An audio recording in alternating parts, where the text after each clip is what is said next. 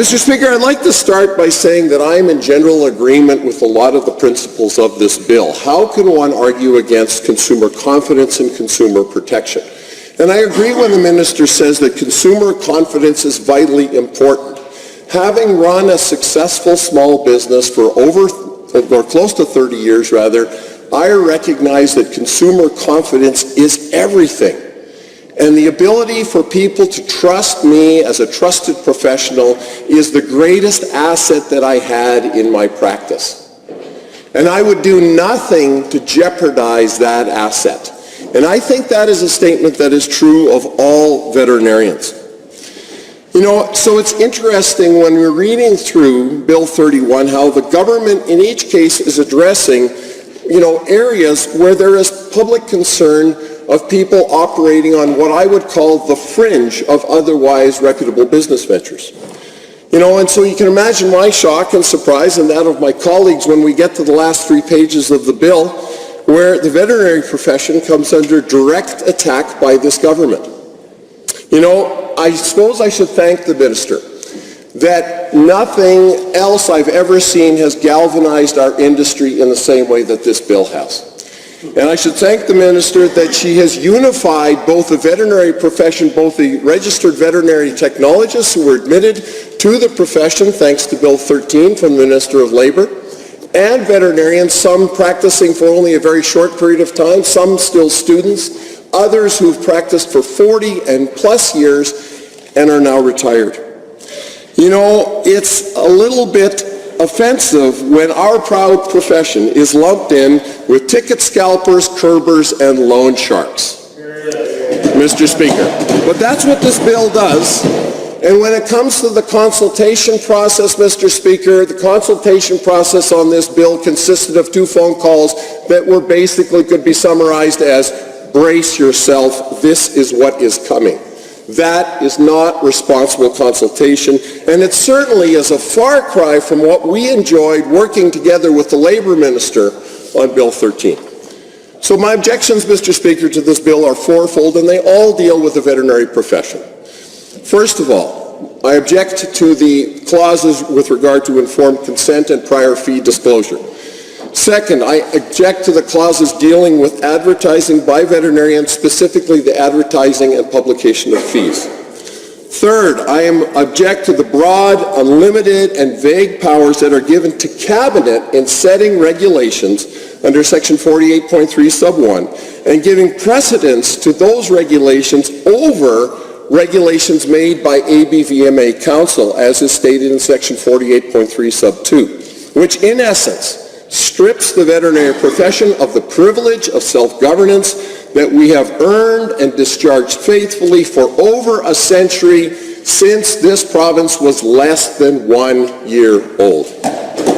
And finally, Mr. Speaker, my fourth objection is the lack of proper consultation with the profession. So let me go through these individually. First of all, informed consent. The provisions in this Act, specifically 48.1 and 48.3 sub 1 C and D, requiring informed consent are completely and totally redundant. Informed consent and prior disclosure of fees is already mandated by the bylaws of the Alberta Veterinary Medical Association, and the use of proper consent forms for all procedures is an audit requirement under the practice inspection and practice standards requirements of our profession. Our practices are regularly and routinely audited by inspectors that go all around the province. And I know this because I know a number of the auditors, including the president of the association, who has been a practice consultant and a practice auditor.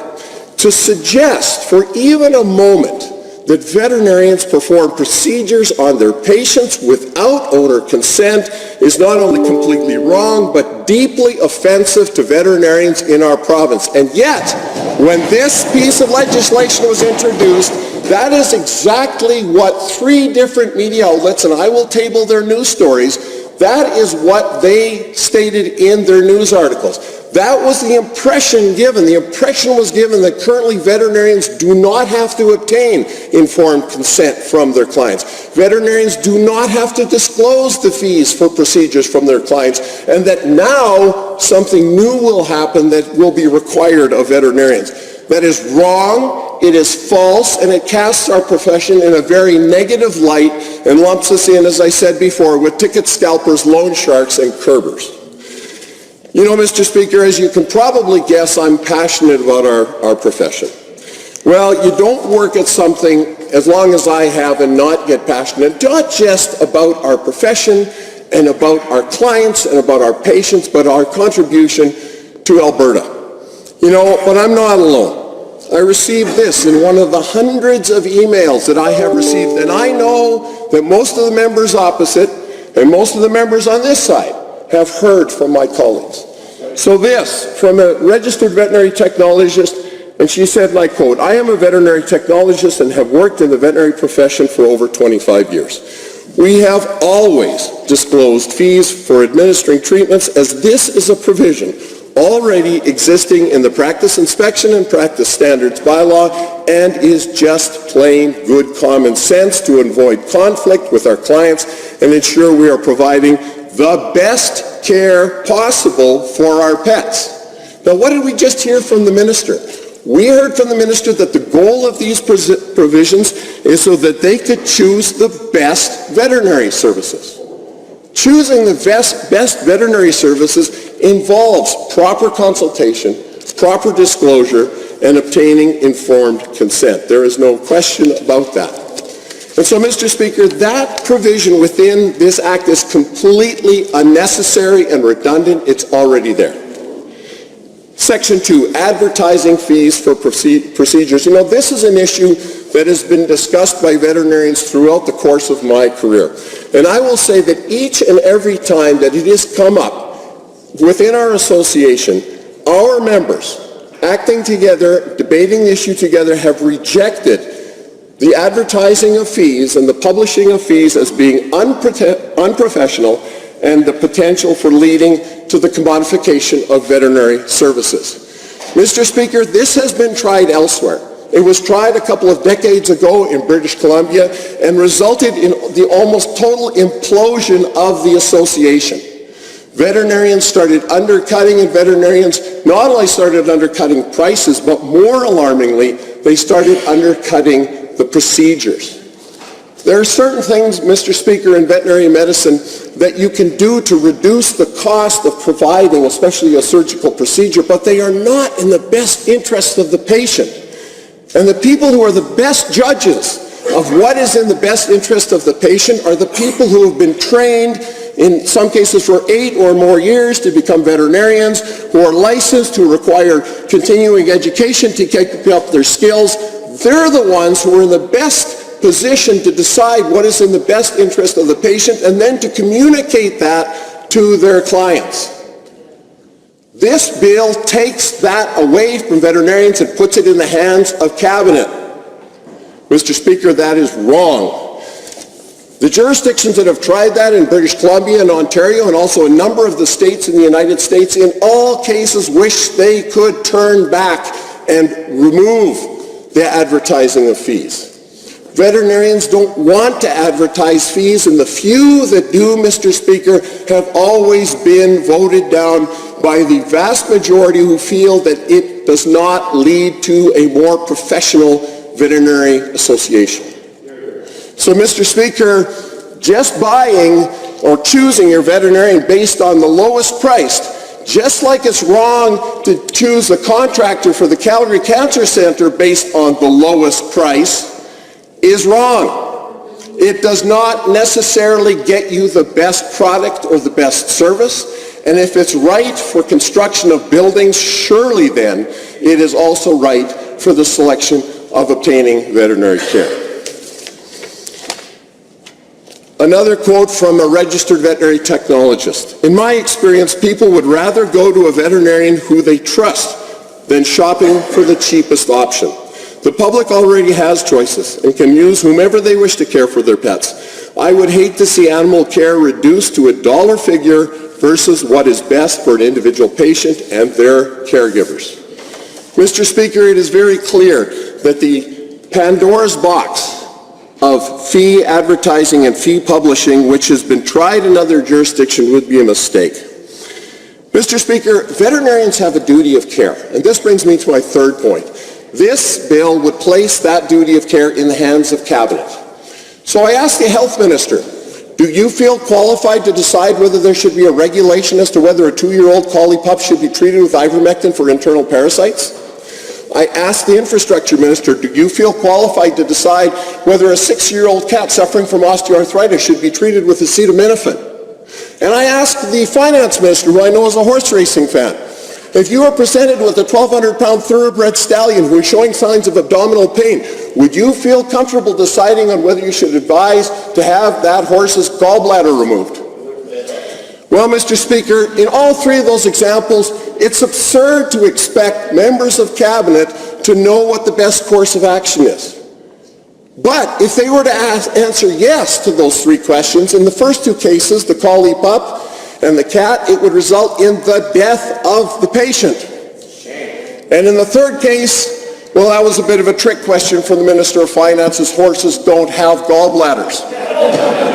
But Mr. Speaker, I don't expect the Minister of Finance to know that, and I don't expect Cabinet to be able to make regulations for the veterinary profession. They are not qualified. But since 1906, since the very first Veterinary Profession Act, Cabinet has had final approval on every regulation and every bylaw passed by the Veterinary Medical Association. They have final say on anything we pass, so they still have that power.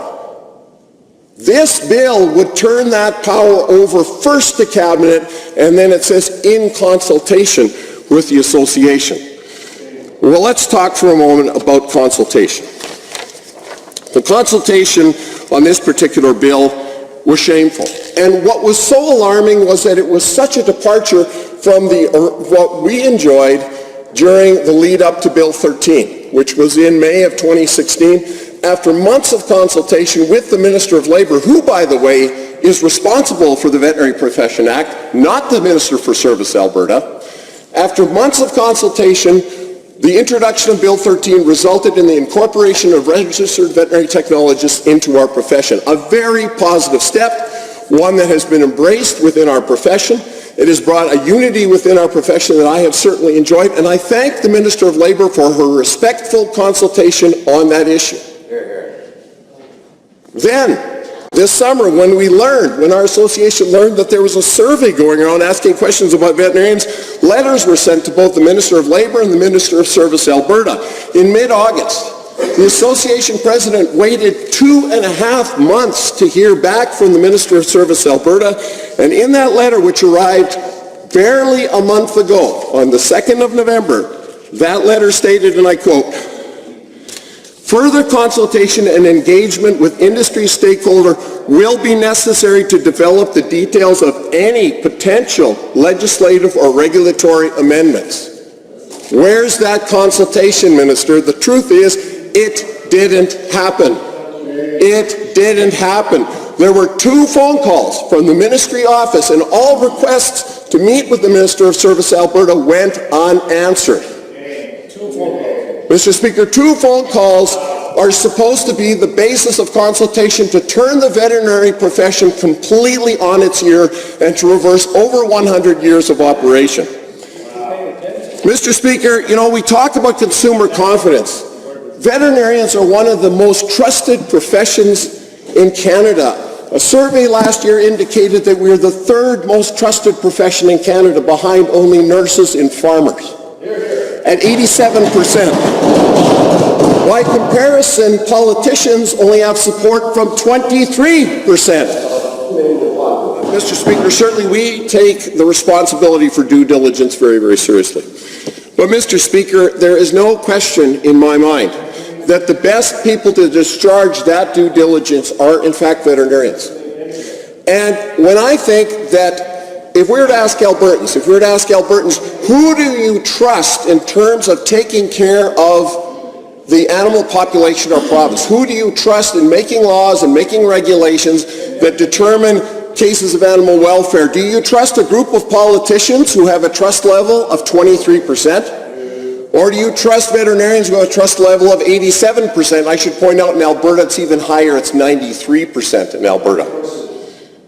Mr. Speaker, to suggest that there is a problem here is not true, and to suggest that there's been consultation is also not true, but that's what they've been told by the minister.